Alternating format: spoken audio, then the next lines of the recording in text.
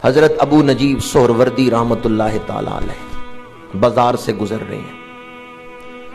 یہ بات جو میں آپ کو سنا رہا ہوں امام یافعی رحمت اللہ تعالی علیہ نے لکھی ہے اور مولانا عبد الرحمن جامی نے نفحات الانس میں اس کو نقل کیا ہے. بہت بڑے بزرگ ہیں حضرت ابو نجیب سہروردی رحمت اللہ علیہ. ایک مرید کے ساتھ بازار سے گزر رہے ہیں. قصاب کی دکان کے سامنے سے گزرے, چلتے چلتے رک گئے, مڑ کے آئے. بکری کا گوشت لٹک رہا تھا, اس کے پاس کھڑے ہو گئے. قصاب حیران ہوا کہ اگر انہوں نے گوشت خریدنا تھا تو مجھے حکم دیتے بھی اتنا گوشت اتار دو. یہ بکری کے گوشت کے پاس کھڑے ہو گئے ہیں. قصاب جانتا تھا یہ بہت بڑی ہستی ہیں. فوراً دکان سے باہر نکلا اور حضرت ابو نجیب سہروردی کے سامنے ہاتھ جوڑ کے عرض کرتے ہیں, حضور کیا معاملہ ہے, کیا حکم ہے میرے لیے؟ آپ نے فرمایا حکم یہ ہے کہ یہ بکری کا گوشت اتارو, کتوں کے آگے ڈالو, یہ حرام کا گوشت انسانوں کو نہ کھلاؤ. اس نے کہا بکری کا گوشت ہے, حرام کیسے ہے؟ اور میں حرام ایسے ہے کہ میں تو گزر رہا تھا, اس گوشت نے مجھے آواز دی ہے, مجھے ذبح نہیں کیا گیا, میں مری ہوئی بکری کا گوشت. سچ بتا, تو نے بکری ذبح کی تھی یا مری ہوئی بکری کا گوشت بیچ رہا ہے؟ قصاب روتے ہوئے آپ کے پیروں میں گر پڑا, کہتا ہے مجھے معاف کر دے, حقیقت یہ ہے کہ یہ مری ہوئی بکری ہے, میں نے اس کو ذبح نہیں کیا. آج چاہیے تو یہ تھا کہ ہم توبہ کرتے. ہمارے شہر میں کتنے واقعات پیش آئے ہیں جہاں ٹھنڈی مرغیاں بیچی جا رہی ہیں. ہمارے ملک میں کتنے واقعات پیش آئے ہیں, گدھے کا گوشت اس قوم کو کھلایا جا رہا ہے. وہ لوگ کتنے سخت دل ہیں جو حضور کی بھولی بھالی امت کو اندھیرے میں رکھ کے مردہ گوشت کھلا رہے, حرام گوشت کھلا رہے. توبہ کرنی چاہیے تھی یا نہیں؟ توبہ کرنی چاہیے. اور ہم کیا کر رہے ہیں؟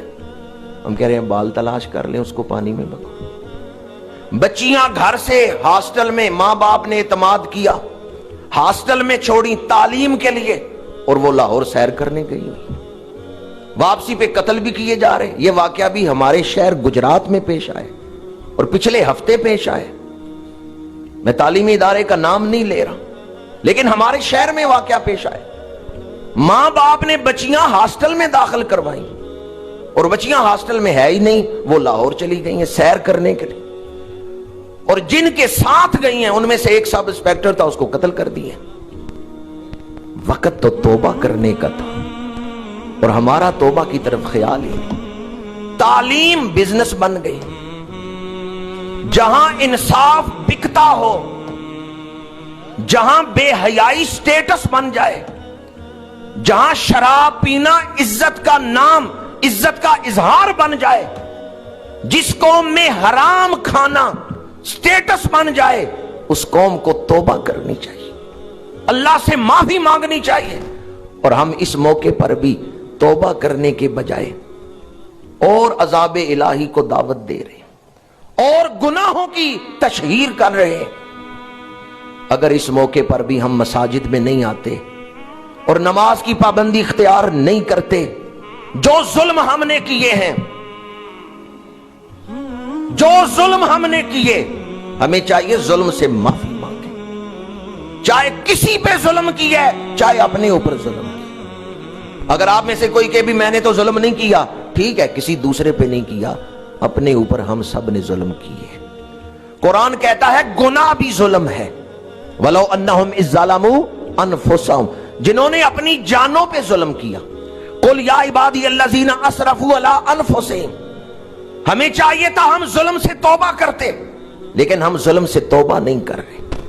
اور ہم چاہتے ہیں کہ ظلم اسی طرح جاری رہے. رزق ہمارا حلال نہ ہو, نگاہ ہماری پاک نہ ہو, زبان ہماری سچ نہ بولے, پیٹ میں حرام ہو, لباس حرام کا ہو, زبان ہماری جھوٹ بول رہی ہو, نگاہ ہماری بے حیا ہو, اور پھر ہم چاہتے ہیں کہ عذاب بھی نہ آئے.